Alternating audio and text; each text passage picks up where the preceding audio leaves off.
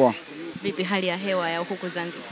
Hali ya hewa iko vizuri, iko kama tu Dar es Salaam. Tuanze kuzungumzia hapa maandalizi yakoje kwako binafsi lakini pia na kwa wenzako. Mimi maandalizi kwangu yanaenda vizuri na nashukuru Mungu mpaka siku hii ya leo niko vizuri na imani kwamba siku zinavyozidi kwenda naendelea kupata mafunzo mazuri kutoka kwa mwalimu kuelekea katika mchezo wa Jumapili, na kwa ujumla wachezaji, kila mchezaji yuko vizuri na tunaendelea maandalizi vizuri, na imani mpaka itakapofika siku ya Jumapili tutakuwa katika 100% ya kuweza kucheza mchezo huu. Kuna namna ambavyo umekuwa mchezaji mzoefu wa mashindano haya, lakini pia mmehamishwa uwanja. Hii kuhamishwa uwanja kwa nyinyi wachezaji mmeichukuliaje, lakini pia mmepokea vipi na mmejiandaa vipi kukabiliana nalo hili? Naweza kusema kwamba tuko katika hatua ya nusu finali.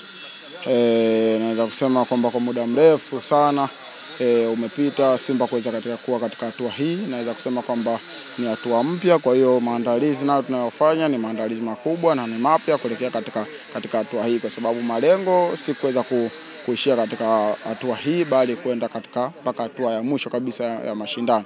Kwa hiyo na imani kwamba maandalizi naenda kuyafanya naweza kwenda kufanya vizuri.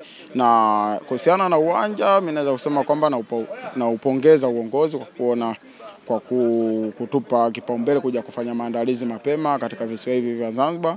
Naweza kusema hakutakuwa na ugeni wowote, zaidi ni kujituma na kuhakikisha tunapata ushindi katika hii raundi ya kwanza. Mtazama vipi mpinzani Stellenbosch ambaye mmekwenda kukutana naye kwa mara ya kwanza katika michuano hii?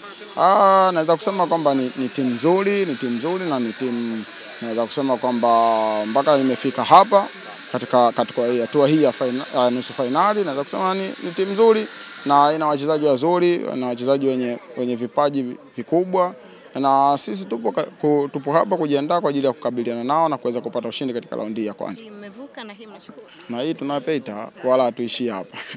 Shukrani.